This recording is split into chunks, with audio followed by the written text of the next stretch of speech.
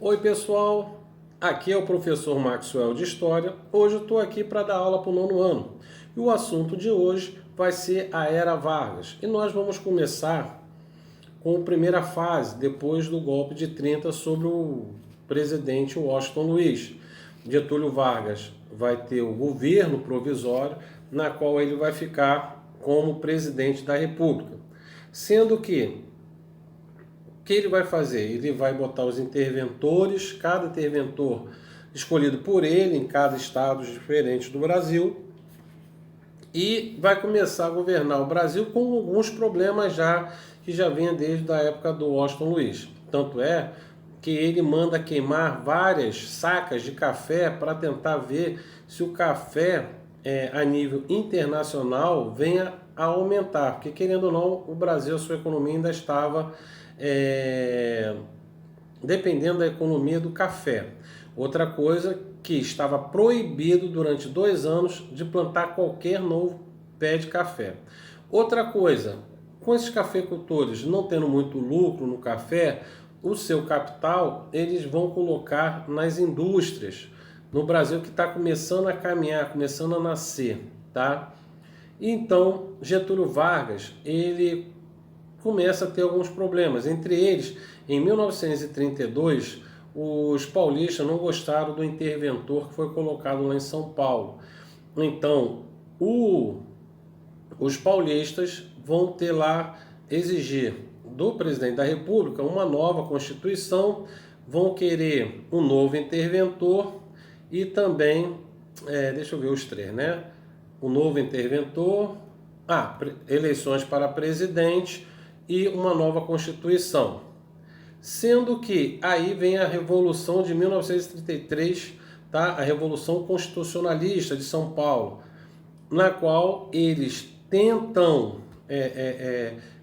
querer que Getúlio Vargas façam ou ouve as suas reivindicações, sendo que os paulistas vão perder nas armas, mas vão ganhar nas suas reivindicações. Eles vai ter uma Constituição, tá? Que vai ser a Constituição de 1934, vai ter eleições para presidente, na qual o próprio Getúlio Vargas vai ser eleito de forma indireta pelo colégio eleitoral e vai ter um novo interventor em São Paulo. Ao começar o novo governo dele, que duraria 4 anos, até 1938. Então vai ser chamada a nova fase, o governo constitucionalista.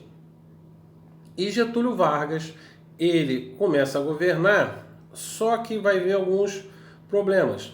Entre eles, vai ter, por exemplo, Luiz Carlos Prestes, que vem com a Aliança Nacional Libertadora, um novo partido, e também vai aparecer o partido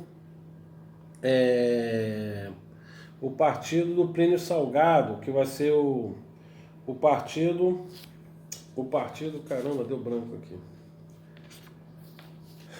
Os integralistas, tá? Desculpa. Vai ter os integralistas, que vai ser o partido a nível da fase assim, parecido com o partido de Mussolini, tá? Lá da Itália, que vai ser o partido fascista. Então é um partido na qual até agrada um pouco Getúlio Vargas. Tá? Então, é um partido nacionalista, um partido que quer impor, tanto é que o partido do Plínio Salgado, os integralistas, eles usavam fardas verdes, eram muito nacionalistas. Então, tudo era virado para a cultura nacional brasileira. Tá? E a Aliança Nacional Libertadora virado mais para o comunismo. Então o que vai acontecer nessa história toda? Eles, por exemplo, vão ter atrito nas ruas, quando esses dois partidos se encontram, vai ter problema. Então Getúlio Vargas resolve intervir e acaba proibindo a Aliança Nacional Libertadora de existir.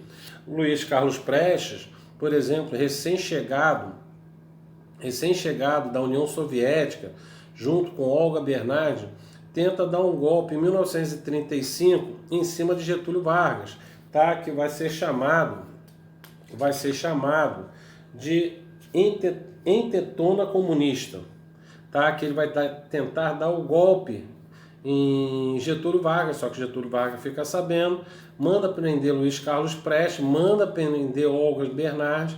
Por exemplo, no início ela não era realmente esposa dele não, tá? Só que eles acabam tendo um caso no navio que estava vindo com eles para cá, no transatlântico, e ela engravida do Luiz Carlos Prestes, mas mesmo assim ela é mandada lá para a Alemanha nazista, porque ela era judia, comunista, certo? Tudo que Adolfo Hitler queria, e manda ela para lá. Tanto é que existe uma lei na época, essa lei existe até os dias de hoje, na qual se uma mulher, né, tiver um filho de um brasileiro, ela não pode ser deportada. Ou, ao contrário, se uma mulher engravida de um homem que seja de outro país, ele também não pode ser mandado do país dele de volta. Ele é obrigado a ficar, já que a mulher que ele escolheu está grávida. Então, Getúlio Vargas não pensou nisso, mandou de volta para a Alemanha nazista, onde ela vai, no final, acabar até no campo de concentração e acaba morrendo, claro, tá? Na câmara de gás. E, claro, vocês vão perguntar, tá, e a criança? Foi uma menina que nasceu, tá? A mãe de Luiz Carlos Prestes, a irmã de Luiz Carlos Prestes, vai lá na Alemanha nazista e consegue pegar a criança. Ela tenta até fazer para libertar Olga Bernardes também, mas ela não consegue, ela acaba morrendo no campo de concentração, tá? Aí Getúlio Vargas continua chegando próximo a 37, aí vai ter eleições para presidente, e ele gostava do poder, não queria mudar isso. Então o que ele vai fazer, Getúlio Vargas?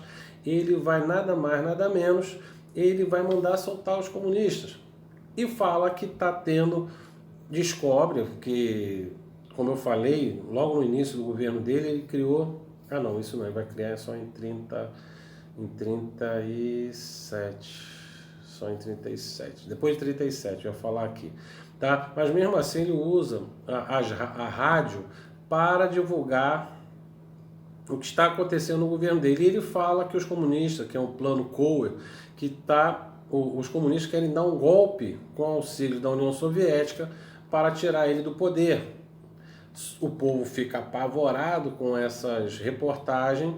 Ele dá um golpe de Estado, coloca o estado de sítio, na qual ele manda fechar o Congresso, manda prender esses comunistas de novo e, por final, ele centraliza o poder nele, rasga a Constituição de 34 e cria a nova Constituição de 1937, na qual vai centralizar o poder sobre ele.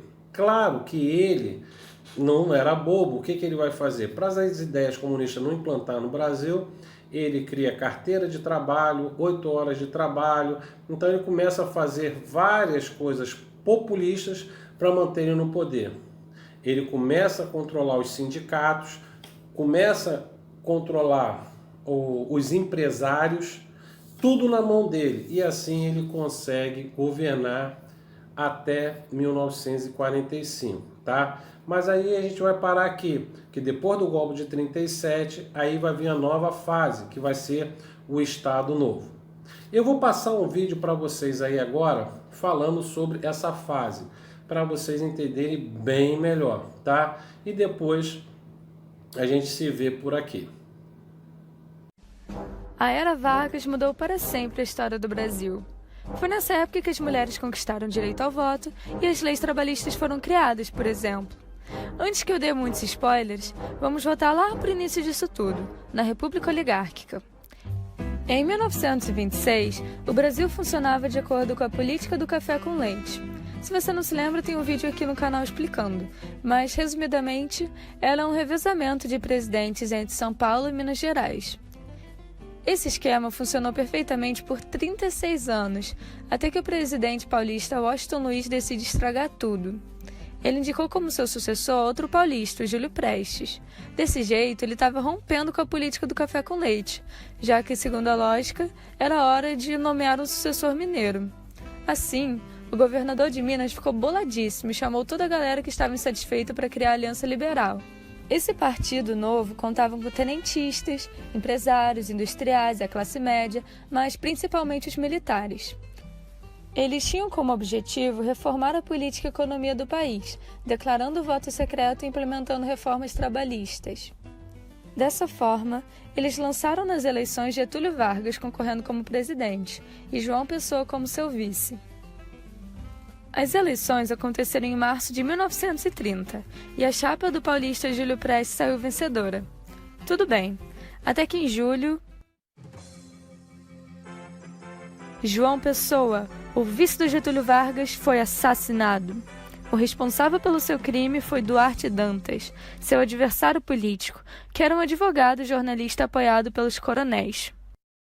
O governo federal acabou como culpado por esse atentado, e a partir daí é claro que a galera da Aliança Liberal ficou empoderadíssima, criando uma rede de contatos militares para depor o Washington Luiz. Dessa forma, em 1930, eles ajudaram Getúlio Vargas a realizar um golpe de Estado, e assim se tornar o próximo presidente. Esse acontecimento ficou conhecido como Revolução de 1930 e deu início à Era Vargas. A partir daí, se iniciou o governo provisório, onde Vargas tinha o objetivo de centralizar o poder em si, com o apoio dos seus amigos tenentes, e reformar o modelo político brasileiro, para que nenhuma oligarquia encostasse no poder novamente.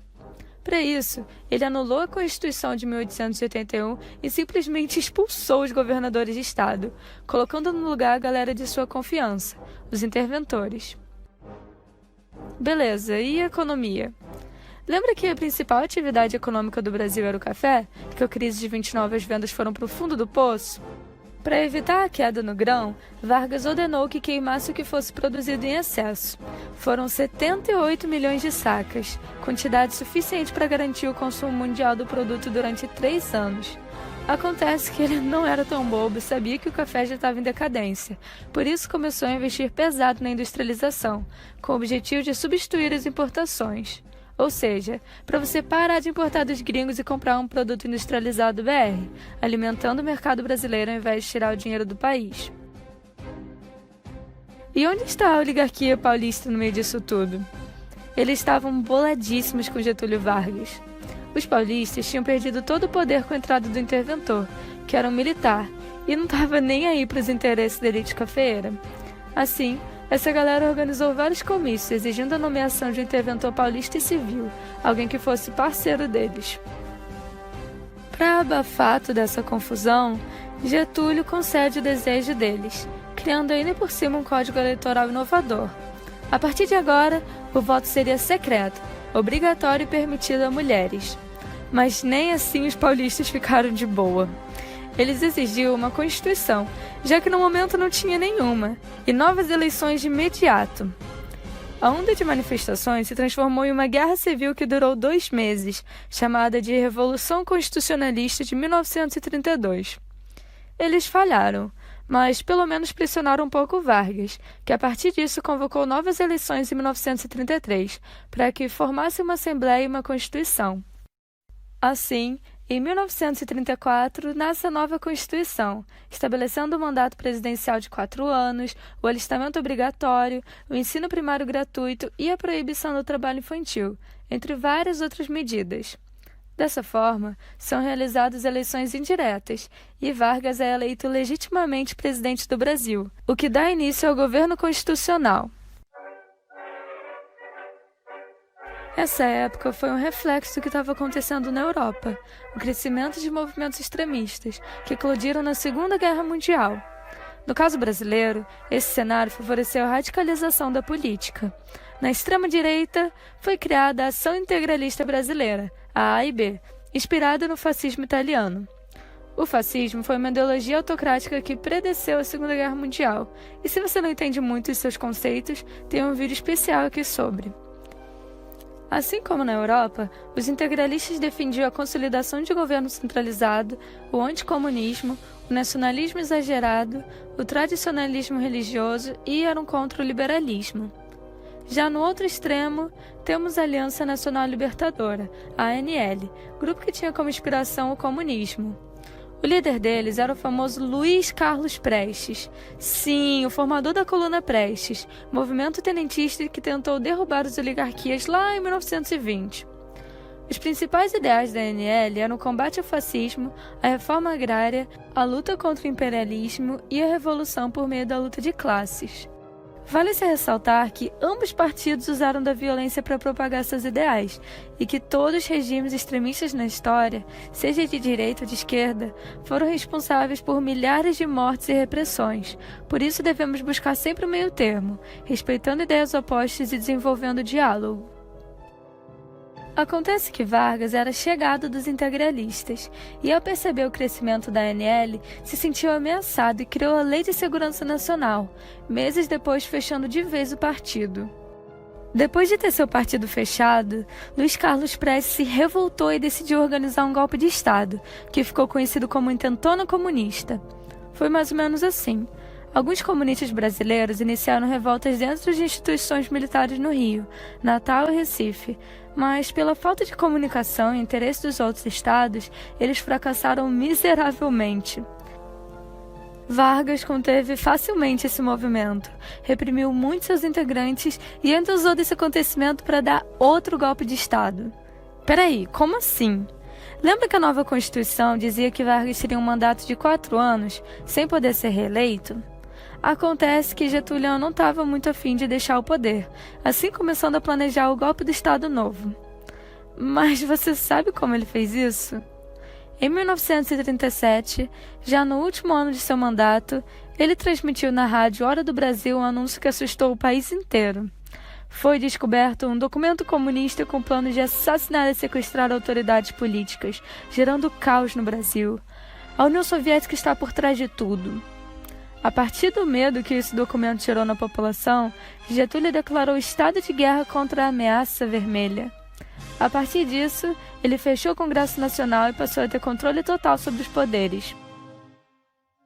Getúlio ainda fez uma nova Constituição, totalmente autoritária, que ficou conhecida como Constituição Polaca. Agora, olha só que safadeza. Na verdade, não existia nenhuma ameaça comunista. Isso foi tudo um plano da Ação Integralista Brasileira, AIB, para que Getúlio pudesse dar o golpe e continuar mais 8 anos no poder. Esse documento falso ficou conhecido como Plano Cohen e foi a maior fake news que o Brasil já viveu. Assim, se inicia o Estado Novo, ou ditadura varguista, já que a nova Constituição era super centralizadora, dando a si mesmo muito poder para mandar na coisa toda. A partir do golpe, Getúlio acabou com as eleições e com os partidos políticos, nomeando de novo interventores para cada estado, só a galera da confiança dele, dessa forma diminuindo a autonomia federativa. Getúlio também concedeu vários direitos trabalhistas, um movimento conhecido como populismo, que aconteceu de forma parecida na Argentina de Juan Perón. Entre as medidas populistas estava a criação do salário mínimo, da carteira de trabalho e da justiça trabalhista. Com essa estratégia, ele evitava que o povo fizesse greves e se juntasse aos comunistas. Ao mesmo tempo que Getúlio tinha um vínculo forte com as classes baixas, ele garantia apoio e benefícios aos empresários e banqueiros, que enriqueciam muito no seu governo. Por isso, Vargas é chamado de pai dos pobres e mãe dos ricos. E aí, pessoal, viram o vídeo? Espero que vocês tenham entendido essa primeira fase aí até o Estado Novo que Getúlio Vargas vai dar esse golpe aí, tá?